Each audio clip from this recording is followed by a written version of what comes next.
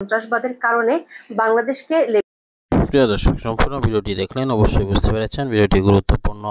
বর্তমানে আমরা যদি দেখি, জাতিসংঘের মহাসচিব অ্যান্টনিও গুতেরেসের পক্ষ থেকে তার প্রেস ব্রিফিংয়ে স্পষ্ট জানিয়ে দেওয়া হয়েছে, আমরা জাতিসংঘের মিশনে যেতে নিষেধ করেছিলাম সেনাবাহিনীকে যদি তারা শেখ হাসিনার পক্ষ নেয়, আর সেজন্য তারা পরিবর্তন করতে সক্ষম হয়েছে। শেখ হাসিনার পক্ষ নেয়নি, ছাত্রদের পক্ষ নিয়েছে। যদি তারা সে সময় ছাত্রদের পক্ষ না নিত, শেখ হাসিনার পক্ষ নিত, তাহলে তাদেরকে শান্তিরক্ষা মিশন থেকে বাতিল করে দেওয়া হতো। তারা কথা রেখেছে। সুতরাং বোঝা গিয়েছে এটা আন্তর্জাতিক একটি চাল ছিল এবং আন্তর্জাতিকভাবেই এটা বিকৃতি ছিল, আর সেজন্যই ছাত্ররা জয়ী হতে পেরেছে এবং শেখ হাসিনা পলায়ন করতে বাধ্য হয়েছে। প্রিয় দর্শক, এই সকল বিষয়গুলো নিয়ে আপনার মন্তব্য কমেন্ট বক্সে জানাবেন। পরবর্তী ভিডিও পাওয়ার জন্য সাবস্ক্রাইব করে বেল বাটনটি অন করে